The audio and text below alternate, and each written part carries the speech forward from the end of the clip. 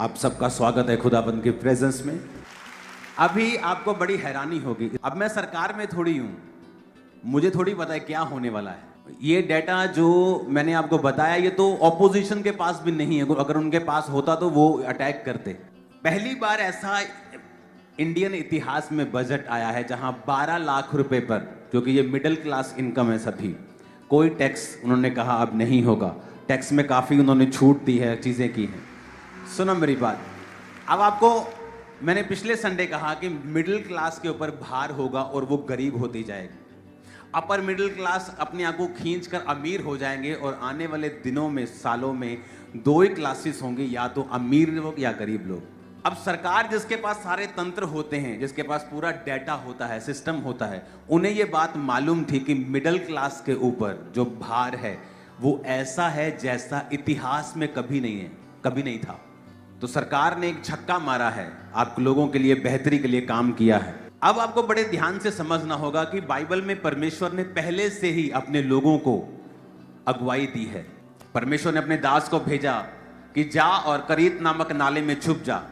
अब बारिश नहीं आएगी लेकिन वहां का पानी तू पिया करेगा। और वचन कहता है जब करीत नामक नाला सूख गया तो परमेश्वर कहता अब जा तू सारपत की विधवा के पास, क्योंकि मैंने उसे तुझे खिलाने की आज्ञा दी है। परमेश्वर को यह मालूम था कि अकाल के दिनों में एलिया का भूख और प्यास मैंने कैसे मिटानी है, और जब वहां का पानी सूख जाएगा तो अगली रणनीति क्या होगी, अगली अगुवाई क्या होगी। और आपको मालूम होगा कि हमें चर्च में पहले से बताया जाता है, परमेश्वर की आत्मा हम पहले से हमसे बात करती है हमें क्या करना है फ्यूचर के लिए। जब परमेश्वर आपको चर्च में सिर्फ एक सिंपल सरमन देने के लिए आप यहां नहीं लेने के लिए नहीं आए, मैं जानता हूं परमेश्वर आपको लाइफ कोचिंग भी देता है, आपको ये सिखाता भी है कि आपको इफेक्टिव क्रिश्चियन कैसे बनना है, फ्यूचर के लिए तैयार कैसे रहना है, अपने माइंडसेट को, अपनी फैमिली को किस तरह से बना के और बचा के रखना है, क्योंकि जो आने वाले समय में परमेश्वर आपके लिए करना चाहता है वो ग्रेट मार्वलस है। आप बड़ी बड़ी बिल्डिंग्स खरीदने वाले हो, मैं आपको बता रहा हूं।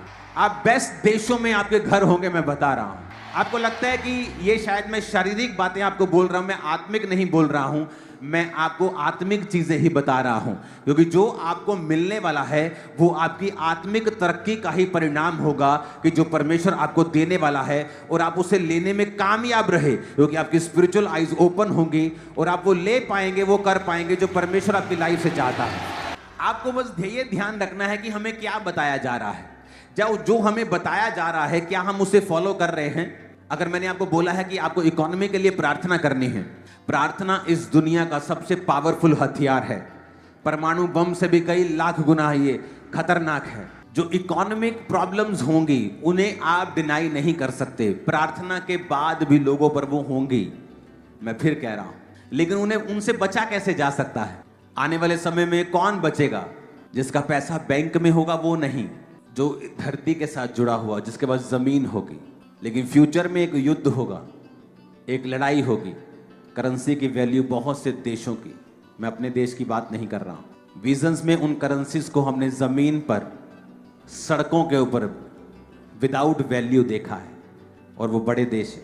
आपको ये बात समझनी है कि आपको क्या करना है, क्योंकि आपको क्या लगता है सरकार ने ऐसे ही बोल दिया, इतने लाखों रुपया उसको आता है कि 12 लाख ये टैक्स पे थोड़ा सा हम लोगों को फ्रीडम देते हैं, क्योंकि वो देख रहे हैं कि जो मिडिल क्लास है उन पर जो बोझ है वो ज्यादा है, कहीं अधिक ज्यादा पहले से। तो वो चाहते हैं ये बोझ कम हो, लेकिन फ्यूचर में जो चीजें होने वाली हैं वो बोझ पूरी तरह से कम नहीं हो पाएगा। आपको क्या करना है? आपको जमीन के साथ जुड़ना है, आपको अपनी सेविंग को बचाने की आदत डालनी है। अगर आपके घर में बकरियां रखने की जगह है, बकरियां पालो, भेड़ रखने की जगह भेड़ पालो। आपको लगता है नहीं जी सानू स्मेल आउंदी बकरियां, तो आपको अपनी गरीबी से स्मेल नहीं आती। कोशिश करो जो आप महीने का कमाते हो उसे सेव करो, और जो घर का खर्चा है उसे बाहर से चलाओ। अगर घर में 4 जन हैं वो चारों काम करें, होम वर्क घर से काम करें। हर बंदा फैमिली का जो अडल्ट है वो फैमिली में जोड़ने की कोशिश करे, क्योंकि जो फ्यूचर है आप तभी बच पाएंगे अगर आपने सेविंग की होगी। आप सेविंग करके उसका प्लॉट लें। इसलिए कहा जाता है जो चर्च में आपको बताया जाता है ये लाइफ कोचिंग है, ये सिंपल चर्च नहीं है कि आपको जस्ट एक सरमन दिया और भेज दिया। अगर आप इस बात को फॉलो कर रहे हैं, मैं आपको गारंटी देता हूं लाइफ और फाइनेंस कभी भी सेम नहीं है। आज की मीटिंग के बाद आप अपनी लाइफ में 50% सेविंग करने की आदत डालो। चाहे वो 500 रुपया भी क्यों नहीं है, चाहे वो 1000 रुपये की कमाई में 500 क्यों नहीं बच रहा, चाहे वो महीने का 5000 क्यों नहीं है, लेकिन जब आप 3 साल बाद कुछ चीज लेंगे उससे, बहुत से लोग हैं अगर आपकी मेंटालिटी सेट नहीं है, आप वो चीजें लेना चाहते हैं जो आपको जरूरत नहीं। अगर आज आप 5 लाख की गाड़ी लेते हैं, 5 साल के बाद उसकी वैल्यू 1 लाख भी नहीं।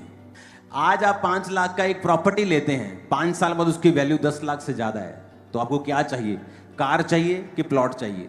और इसी वजह से जब आने वाले समय में जो परमेश्वर ने बताया है कि जब इकोनॉमिक ऑपरेशन होगा, एक प्रेशर होगा, चीजें महंगी होंगी, तो फिर लोग दुखी होंगे और वही बचेंगे जो तैयारी करके बैठे होंगे, जिनके पास सेविंग्स होंगी, एक घर होगा, सस्ते में लिया होगा, उसको किराए पे चढ़ा देंगे, खर्चा आना आपको शुरू हो जाएगा। लेकिन अगर आज उसका आप बोलेंगे मैं तो गरीब हूं, मैं आपको बता रहा हूं इस दुनिया के जो सबसे अमीर टॉप 10 अमीर हैं, उन्होंने अपनी जिंदगी की शुरुआत $2 2 पाउंड 5 पाउंड 500 रुपए से की है।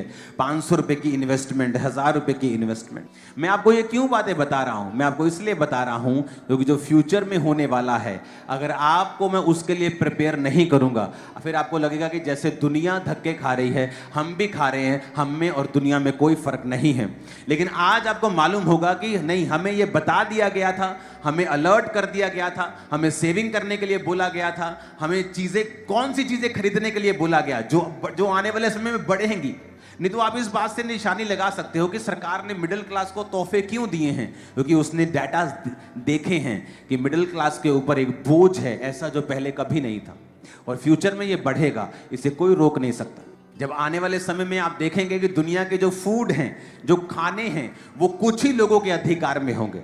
बड़े बड़े खाने की जो कंपनीज होंगी वो अमीर लोग अपने हाथ में करना चाहेंगे ताकि दुनिया के फूड को वो कंट्रोल कर सकें। दुनिया के मीडिया को, दुनिया के फूड को, दुनिया के सोशल मीडिया को ये अमीर लोगों की निगाह होगी इसे कंट्रोल करने की, क्योंकि उसके बाद उनका वो एजेंडा होगा जो आप सोच भी नहीं सकते।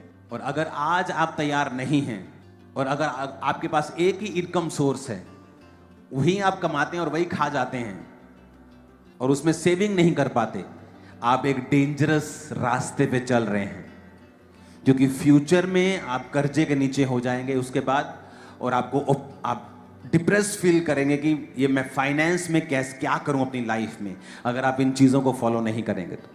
अपने आप कुछ नहीं होगा, आसमान से पैसा उतरने वाला नहीं है, आपको प्लान करना होगा, आपको योजना बनानी होगी। लेकिन मैं आपको चैलेंज, चुनौती के लाइफ में लेके जा रहा हूं कि आप ये करें। आपको ये मालूम होगा कि फ्यूचर में जब ये चीजें होनी शुरू हो जाएंगी और ये धीरे धीरे होंगी, धीरे धीरे होंगी और होंगी और होंगी, और आप हैरान हो जाएंगे ये क्या हो रहा है, लेकिन आप बच जाएंगे अगर आपके पास ये चीजें होंगी।